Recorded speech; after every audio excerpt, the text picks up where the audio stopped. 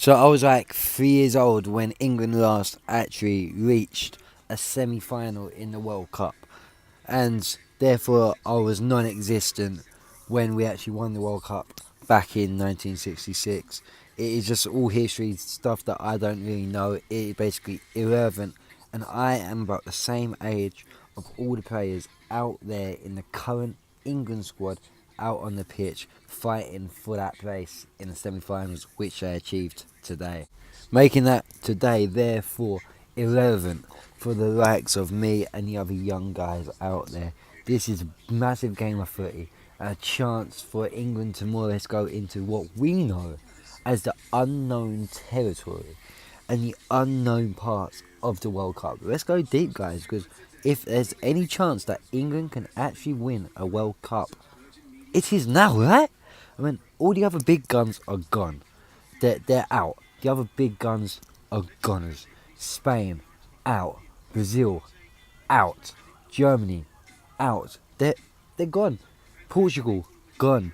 There are other bogey teams that have knocked us out of previous World Cups and Euros are now out of the competition. This is the most wide open tournament ever, with two real big sides in it, being France and ourselves, England. Yes, you can argue and say Belgium are the next biggest team in it, because most of their team indeed play in the Premiership. Whichever way you put it, this is one of the biggest times in England's history and one of the biggest times that we know. Moving on to today's game, England versus Sweden in the quarter-final of a World Cup. It's truly a magnificent, huge and historic occasion which will go down in history, which me and many others might not be thinking about because, well, 1966 when we won the World Cup, was football really a massive mainstream professional sport back then where the players earned mega bucks? No, it wasn't. 1990, football's on the up, more money starting to creep into the game, yes. But again, I was about 3 years old there. The football has not become the massive, world spectacular sport that it is now. Back then. So, yeah, again, as I said, it's irrelevant. So England can actually make their own history here and make their own point for everyone else and move forward and actually bring football home. Can it come home? Will it come home is more like it.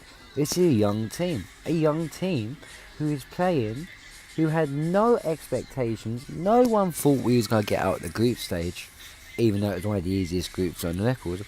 No one thought they'll get out of the group. No one thought they'll get through a last 16, let alone a quarter final. It'd be in the wildest dreams that would make a semi.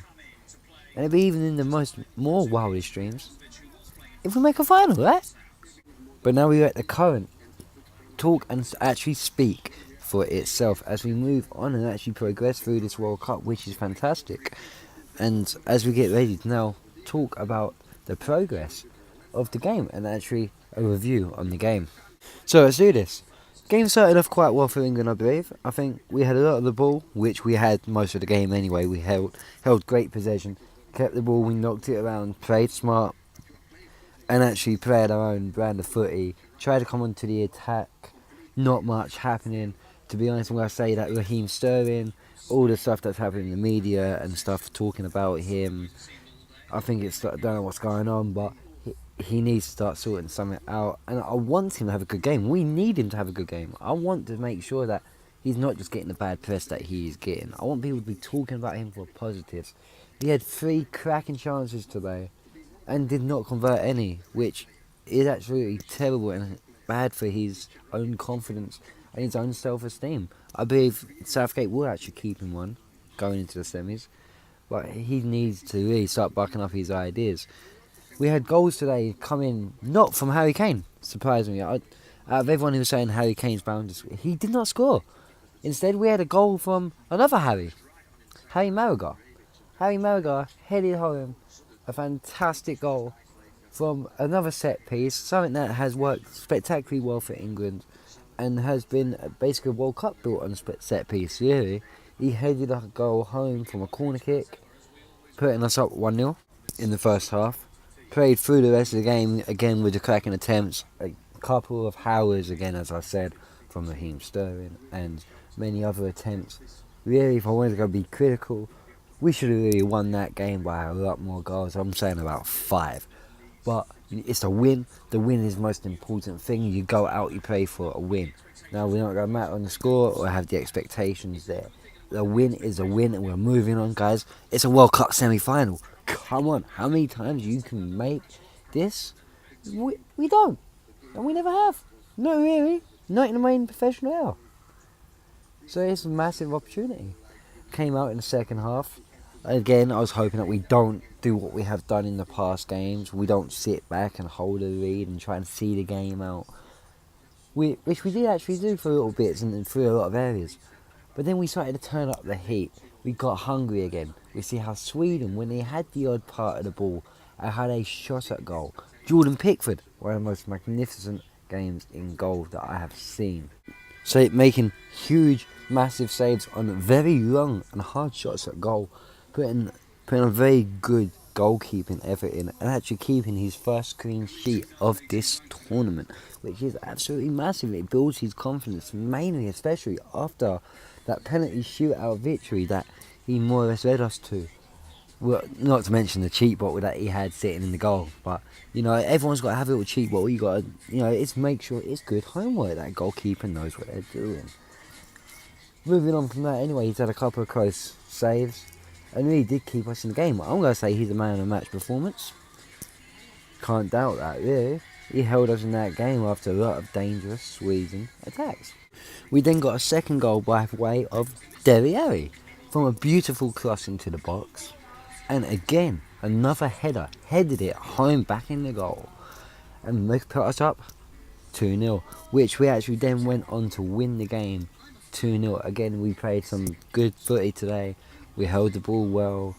We attacked well. We didn't hold off much after the first goal, which I was hoping we didn't, which is the main best thing. We move on now, and we go on to face either the winner out of Russia or Croatia. Croatia, who also haven't made a World Cup semi in 20 years as well. So either way, it's going to be one hell of a night in Moscow on Wednesday night when we go to play whoever that game is.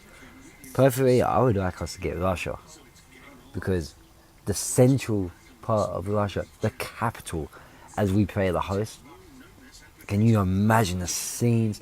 Can you imagine the pictures and the atmosphere that would lay ahead of us within that game? It's going to be astonishing, guys. But then, of course, you got to feel Croatia. You hope they break their boogie and actually make it as well. Croatia, I thought, would be a tougher side in the semi to push on to the final. And it is totally wicked and perfect to see England back on form.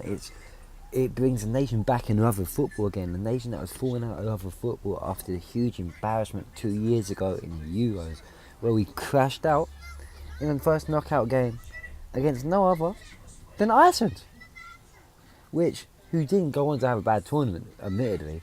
They still had a fabulous time. But still, it was a massive embarrassment for England, and England had some shocking howlers when the nation has fallen out of love. It is great to see the nation back in love with England, celebrating their success, pushing forward and helping drive forward a team, getting behind the nation and getting behind the team to push on forward. It's magnificent. So we're all going to go well in the semi-finals, I hope.